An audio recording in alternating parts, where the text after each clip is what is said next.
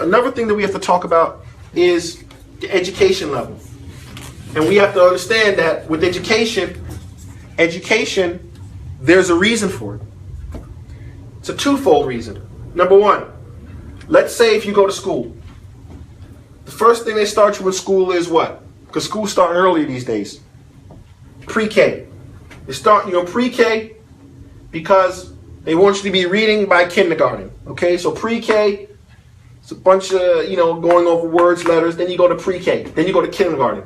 Okay, kindergarten, more reading, more songs.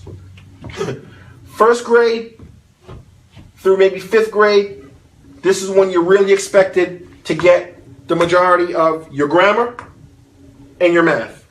All right, let's say grammar, because really at the third grade, the grammar is just repetition.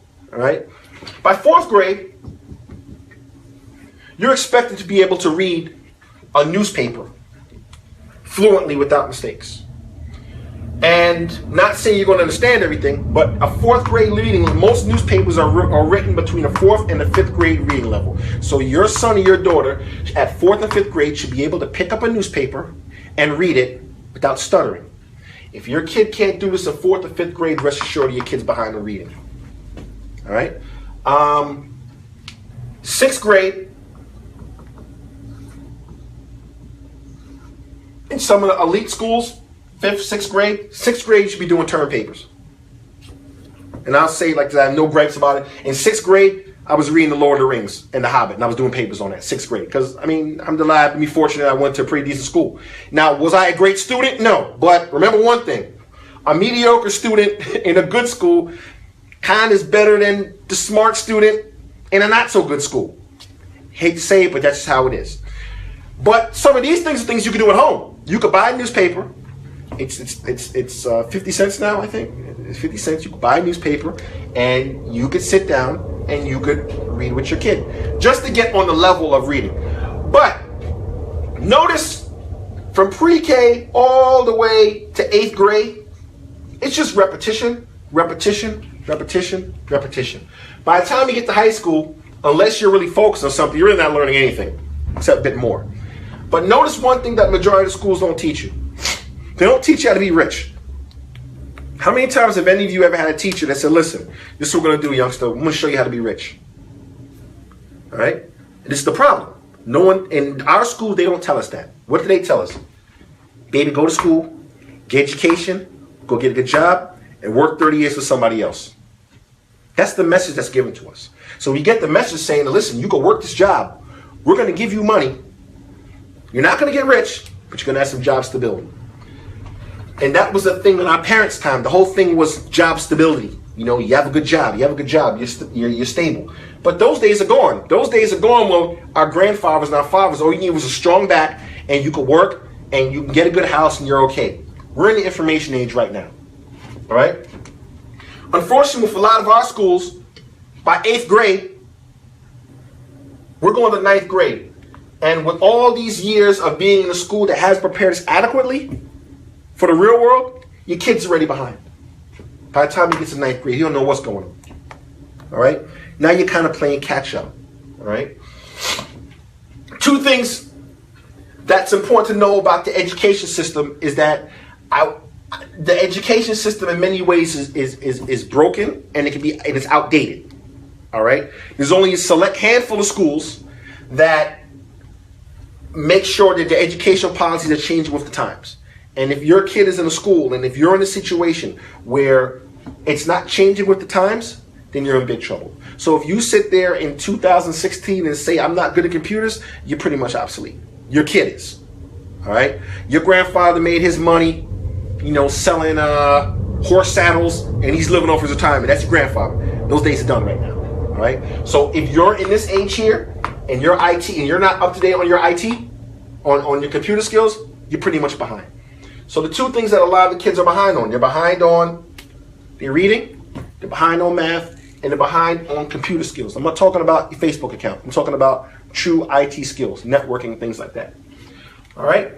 But another thing what's happening is that our kids aren't really being encouraged to start their own businesses or look into the future, start their own things. And what happens when you have a kid who doesn't fit into the quote-unquote education mold. When he doesn't fit into the mold, what do they tell about your kid? If he doesn't fit in here, he doesn't sit still. He doesn't listen. He doesn't want to do anything. All right?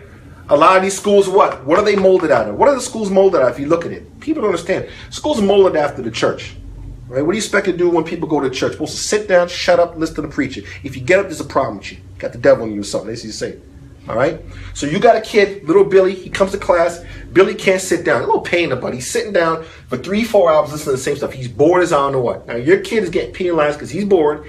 The stuff's not relevant to him. The teacher's saying he's this, that, whatever. And all you got to do, you take him to the doctor to give him some medicine. The medicine's going to have him sit down. He's going to be lethargic. He's not going to learn anything. By the time your kid gets to 9th grade, he's already done. All right? It's already done right there. So, the good news is that some of our kids that don't fit the mold, and I'm going to give a couple of stories, not to go too much into my past. Some of these kids that don't fit the mold actually are the kids that are the gifted kids. The majority of CEOs, unfortunately, majority of CEOs, they're nutcases. I'm keeping it real. They're nutcases. They're crazy. I've never seen a CEO that's good. They're crazy. These are kids that got in trouble. They dropped out of school. They had all these ideas like, whatever. All right? But the difference between them and us, that some of them had parents that pushed them for that. So sometimes your son or your daughter has an idea, and as parents, we shut them down. You know, Mom, Dad, I have this idea. Baby, that ain't never going to work. You just shut your kid down. Shut him down. And maybe he's in a school that's not building on his strengths. Okay? And they want you to fit that mold. All right? And I can say from experience, I mean, my parents tried to do the best we can. I went to private school my whole life, and I didn't fit that mold. And when you don't fit the mold in some of those private schools, there's something wrong with you.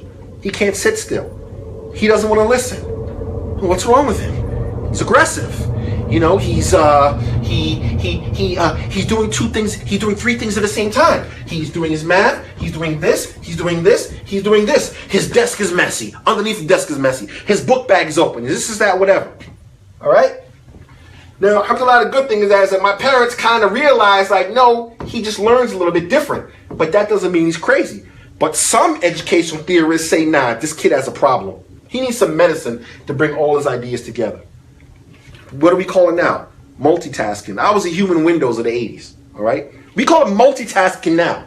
But when you're a kid, multitasking it's not really encouraged at a certain age. It's not encouraged at a certain age. So, let's say your kid is gifted, he's sitting in a class, and he's bored in class. What is a bored kid going to do? He's going to start throwing oranges at people. He's going to start talking in class. He's going to start snoring. He's going to start shooting rubber bands. It's all things I did, all right? Because you didn't quite fit the mold. Because the stuff, quite frankly, is boring, all right? Take a bunch of kids in class and say, hey, listen, I'm going to show you kids how to make some money. Who's interested? What kid's going to say no? Who's interested? What kid's going to say no?